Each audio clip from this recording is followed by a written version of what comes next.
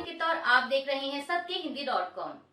एक नजर अब तक की सुर्खियों पर। लोकसभा चुनाव 2024 में कांग्रेस महाराष्ट्र में सबसे बड़ी पार्टी बनकर उभरी है। राज्य की 48 लोकसभा सीटों में से कांग्रेस ने 13 लोकसभा सीटों पर जीत हासिल की है। वहीं कांग्रेस की सहयोगी शिवसेना यूबीटी 9 और एनसीपी शरद चंद्र पवार 8 सीटों पर जीत दर्ज करने में कामयाब रही। बता दें कि महाविकास अघाड़ी यानी इन तीनों पार्टियों ने गठबंधन के तहत महाराष्ट्र में साथ मिलकर चुनाव लड़ा था। वहीं बीजेपी की अगुवाई वाला गठबंधन महाराष्ट्र में 17 सीटों पर जीत हासिल कर पाया। बीजेपी को 9 सीटों पर जीत मिली, जबकि शिवसेना शिंदे गुट को 7 और अजीत पवार की एनसीपी को महज 1 सीट पर सब्र करना पड़ा। लोकसभा चुनाव 2024 के नतीजों पर बसपा प्रमुख मायावती की पहली प्रतिक्रिया आई है। उन्होंने एक्स पर लिखा कि बहुजन समाज पार्टी का खास अंग मुस्लिम समाज उचित प्रतिनिधित्व देने के बावजूद बीएसपी को ठीक से समझ नहीं पा रहा। अब ऐसी स्थिति में इनको सोच समझ के ही चुनाव में पार्टी द्वारा मौका दिया जाएगा। मायावती ने कहा कि ऐसा इसलिए किया जाएगा क्योंकि भविष्य में इस बार की तरह बीएसपी को नुकसान का सामना ना करना पड़े। बसपा प्रमुख ने आगे कहा कि इस बार बीएसपी ने अकेले ही बेहतर रिजल्ट लाने की हर संभव कोशिश की है। दलित वर्ग, खासकर मेरी खुद की जाति के लोगों ने अधिकांश वोट बीएसपी को दिया है। मैं विशेषकर तहे दिल से आभार प्रकट करती हूँ। मायावती ने साथ ही ये भी कहा है कि जो नतीजे सामने आए हैं उस पर बीएसपी गंभीरता से कदम उठाएगी। ममता बनर्जी के बाद अब आम आदमी पार्टी सांसद संजय सिंह ने भी प्रधानमंत्री मोदी से इस्तीफे की मांग की है। संजय सिंह ने कहा कि देश की जनता ने प्रधानमंत्री को एक बहुत बड़ा संदेश दिया है। जनता ने ये बता दिया है कि अब तानाशाही नहीं चलेगी। इस बार बेरोजगारी एक बहुत बड़ा मुद्दा रहा। पीएम मोदी और बीजेपी बार बार 400 पार की बात करते थे। इससे जनता ने समझ लिया कि ये देश के संविधान को बदलना चाहते हैं और आरक्षण की व्यवस्था को खत्म करना चाहते हैं। देश की जनता ने इसी कारण से ये जनादेश दिया है। चुनावी नतीजे सामने आने के बाद टीडीपी प्रमुख चंद्रबाबू नायडू और बिहार के मुख्यमंत्री और जेडीयू प्रमुख नीतीश कुमार के इंडिया गठबंधन के साथ संपर्क में होने की चर्चा है। इसे लेकर भी संजय सिंह ने बड़ा बयान देते हुए कहा कि आज शाम को 6 बजे इंडिया गठबंधन की बैठक होनी है, जिसमें सब लोग बैठेंगे और आगे की रणनीति तैयार की जाएगी। जहां तक चंद्रबाबू नायडू और नीतीश कुमार का सवाल है, तो साल 2019 में चंद्रबाबू नायडू ने खुद देश को संगठित करने की कोशिश की थी और पीएम मोदी की तानाशाही के खिलाफ दिल्ली में धरना दिया था। उन्होंने यह मुद्दा उठाया था कि केंद्र सरकार राज्यों का हक मार रही है। यही काम नीतीश कुमार ने इंडिया गठबंधन को संगठित करने के लिए किया था। संजय सिंह ने आगे कहा कि मेरा मानना है कि स्वाभाविक रूप से चंद्रबाबू नायडू या नीतीश कुमार के मन में पीएम मोदी या अमित शाह को लेकर कोई श्रद्धा या सम्मान नहीं है। आगे वे दोनों क्या करना चाहते हैं ये उनकी मर्जी है। आपको बता दें कि कांग्रेस अध्यक्ष मल्लिकार्जुन खड़गे ने पुष्टि कर दी है कि आज शाम 6 बजे इंडिया गठबंधन की बैठक होगी। उन्होंने एक्स पर ट्वीट कर इसकी जानकारी दी। कांग्रेस अध्यक्ष ने लिखा कि इंडिया गठबंधन के नेता आज शाम 6 बजे बैठक करने वाले हैं। इसमें चुनावी नतीजों और रणनीति को लेकर चर्चा की जाएगी। वहीं इंडिया अलायंस की बैठक में शामिल होने दिल्ली पहुंचे आरजेडी नेता तेजस्वी यादव ने कहा कि हम सभी इंडिया गठबंधन की बैठक में हिस्सा लेने के लिए आए हुए हैं। बैठक शाम 6 बजे है। उन्होंने कहा कि बैठक में देखते हैं कि सभी की क्या राय होगी। इसके साथ ही बिहार के मुख्यमंत्री नीतीश कुमार से बातचीत होने के सवाल पर जब तेजस्वी से सवाल किया गया तो इस पर उन्होंने कहा कि थोड़ा धैर्य रखिए, देखिए क्या क्या होता है। बीजेपी नेता मेनका गांधी भी उत्तर प्रदेश की सुल्तानपुर लोकसभा सीट से चुनाव हार गई हैं। यहां से समाजवादी पार्टी के रामभुआल निषाद ने जीत दर्ज की। रामभुआल निषाद को 4,44,330 वोट मिले। वहीं मेनका गांधी 4,01,156 वोट पाकर दूसरे स्थान पर रहीं। बता दें कि 2019 के लोकसभा चुनाव में मेनका गांधी ने सुल्तानपुर लोकसभा सीट पर जीत हासिल की थी। मेनका गांधी 8 बार लोकसभा सांसद चुनी गई हैं और यह तीसरा मौका है जब लोकसभा चुनाव में मेनका गांधी को हार का सामना करना पड़ा है। चुनावी नतीजे सामने आने के बाद लोक जनशक्ति पार्टी रामविलास के प्रमुख चिराग पासवान ने कहा है कि उनकी पार्टी एनडीए का हिस्सा बनी रहेगी। उन्होंने दावा किया कि एनडीए पूरी तरह से एकजुट है। दरअसल मीडिया रिपोर्ट्स के अनुसार कहा जा रहा है कि इंडिया गठबंधन सरकार बनाने की दिशा में एनडीए के कुछ सहयोगी दलों को अपने पाले में लाने की कोशिश कर सकता है, जैसे कि नीतीश कुमार की जेडीयू और चंद्रबाबू नायडू की टीडीपी को। अब इस बीच चिराग पासवान ने समाचार एजेंसी एएनआई से बात करते हुए कहा कि किसी को कोई ऑफर नहीं मिला है, एनडीए गठबंधन एकजुट है। हम नरेंद्र मोदी के नेतृत्व में मजबूती से सरकार बनाएंगे, शपथ लेने की तैयारी है। ये सरकार 5 साल तक चलेगी। उन्होंने आगे कहा कि कहां चूक हो गई यह मंथन करने का विषय है। एनडीए के दल एक साथ बैठकर इस पर बात करेंगे। बता दें कि चिराग पासवान की लोक जनशक्ति पार्टी रामविलास ने बिहार की 5 सीटों पर चुनाव लड़ा था और वह सभी सीटों पर जीत दर्ज करने में कामयाब रही।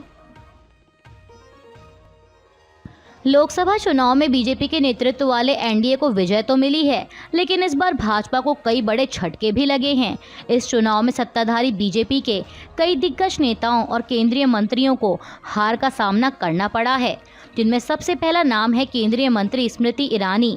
उन्हें उत्तर प्रदेश की अमेठी सीट पर कांग्रेस के किशोरीलाल शर्मा से हार का सामना करना पड़ा। वहीं केंद्रीय मंत्री संजीव बालियान को समाजवादी पार्टी के हरेंद्र सिंह मलिक ने मुजफ्फरनगर लोकसभा सीट से हरा दिया है। इसके अलावा लखीमपुर खीरी से केंद्रीय मंत्री अजय मिश्रा टैनी को समाजवादी पार्टी के उत्कर्ष वर्मा ने 34,329 वोटों से हराया। केंद्रीय मंत्री कैलाश चौधरी को राजस्थान की बाड़मेर लोकसभा सीट से कांग्रेस उम्मीदवार बेनीवाल से करीब 4 लाख मतों के अंतर से हार का सामना करना पड़ा। वहीं केंद्रीय मंत्री और झारखंड के पूर्व मुख्यमंत्री अर्जुन मुंडा भी 18वीं लोकसभा चुनाव में जीत दर्ज नहीं कर पाए। उन्हें खूंटी लोकसभा सीट पर कांग्रेस के कालीचरण मुंडा ने हराया। इसके अलावा बीजेपी के बड़े चेहरों में महेंद्रनाथ पांडे, कुशल किशोर, साध्वी निरंजन ज्योति, आरके सिंह और वी मुरलीधरन को भी हार का सामना करना पड़ा है। मालदीव के राष्ट्रपति मोहम्मद मुइज़्ज़ू ने एनडीए की जीत पर पीएम मोदी को बधाई दी है। उन्होंने सोशल मीडिया प्लेटफॉर्म एक्स पर लिखा कि प्रधानमंत्री नरेंद्र मोदी और बीजेपी तथा बीजेपी के नेतृत्व वाले एनडीए को 2024 के भारतीय आम चुनाव में लगातार तीसरी बार सफलता मिलने पर बधाई।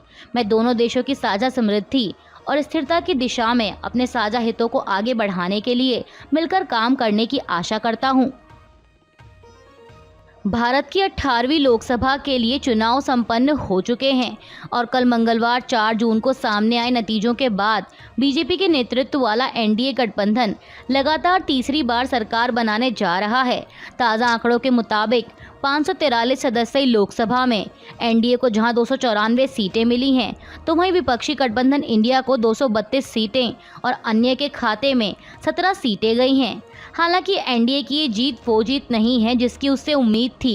यही कारण है कि भाजपा खेमे में जीत मिलने के बाद भी वो खुशी नहीं दिखाई दे रही जो विपक्षी गठबंधन इंडिया में हार के बाद भी देखने को मिल रही है।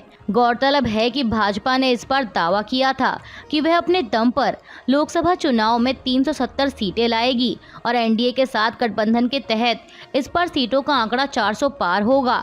लेकिन जनता का मूड इस बार कुछ और ही था, जो कि चुनावी नतीजों में खुलकर सामने आया। अब अगली हॉट सीट की बात करें तो वो है उत्तर प्रदेश की ही रायबरेली लोकसभा सीट, जहां से इस बार कांग्रेस नेता राहुल गांधी चुनावी मैदान में थे।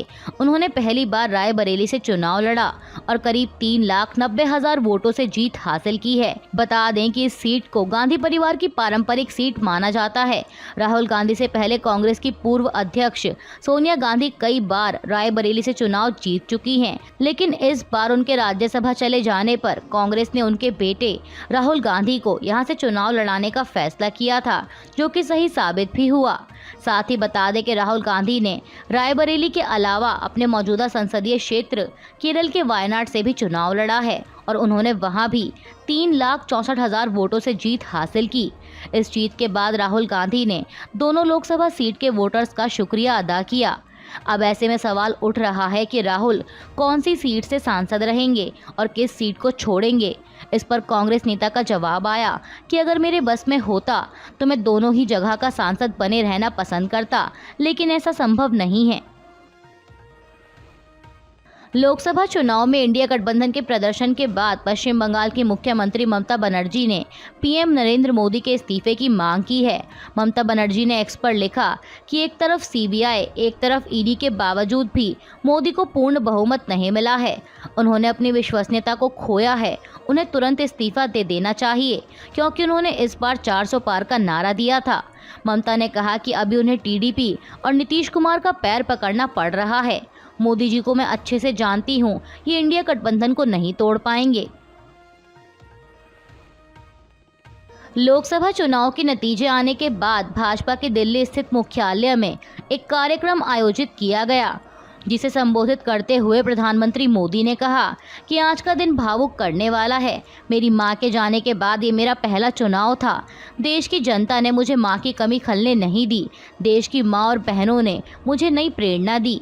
पीएम मोदी ने कहा कि हमारे विरोधी एकजुट होकर भी उतनी सीटें नहीं जीत पाए जितनी अकेले बीजेपी ने जीती हैं। उन्होंने कहा कि 6 दशक बाद किसी गठबंधन एनडीए को लगातार तीसरी बार बहुमत मिला है।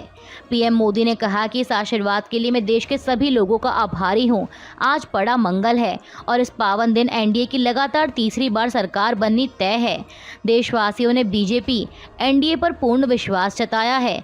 आज की जीत दुनिया के सबसे बड़े लोकतंत्र की जीत है। उत्तर प्रदेश में इंडिया गठबंधन को मिले बहुमत के साथ ही एक और हैरान करने वाली खबर ये है कि मायावती की बहुजन समाज पार्टी को एक भी लोकसभा सीट पर जीत नहीं मिली है। बता दें कि पिछले चुनाव यानी साल 2019 में बीएसपी ने उत्तर प्रदेश की 10 लोकसभा सीटों पर जीत दर्ज की थी, लेकिन इस बार उत्तर प्रदेश की सभी 80 लोकसभा सीटों पर अकेले चुनाव लड़ने वाली बीएसपी को महज 9.39% वोट मिले और वह एक सीट पर भी जीत दर्ज नहीं कर सकी। साथ ही बता दें कि उत्तर प्रदेश में 2022 में हुए विधानसभा चुनाव में भी बीएसपी के सिर्फ एक ही उम्मीदवार को जीत मिली थी। बता दें कि लोकसभा चुनाव के साथ ही हिमाचल प्रदेश की 6 विधानसभा सीटों पर भी उपचुनाव हुए थे, जिनमें से कांग्रेस को 4 सीटों पर जीत मिली है। वहीं 2 सीटें भाजपा के खाते में गईं, लेकिन अब इन 4 सीटों पर जीत मिलने के बाद मुख्यमंत्री सुखविंदर सिंह सुक्खू की सरकार पर मंडरा रहा संकट टल गया है। बता दें कि हिमाचल प्रदेश में सत्ताधारी कांग्रेस के पास अब 38 विधायक हैं। दरअसल हिमाचल प्रदेश में कुल 68 विधानसभा सीटें हैं और किसी भी पार्टी के पास बहुमत हासिल करने के लिए 35 विधायकों का समर्थन होना जरूरी है। गौरतलब है कि नवंबर 2022 में हिमाचल में हुए विधानसभा चुनाव में कांग्रेस ने 40 सीटों पर जीत दर्ज कर सरकार बनाई थी, लेकिन इस साल की शुरुआत में कांग्रेस के 6 विधायकों की सदस्यता पार्टी के व्हीप का पालन नहीं करने की वजह से चली गई थी, इसलिए इन 6 सीटों पर उपचुनाव की जरूरत पड़ी। अभी के लिए बस इतना ही। बाकी की खबरों के लिए बने रहिए सबके हिंदी.com के साथ।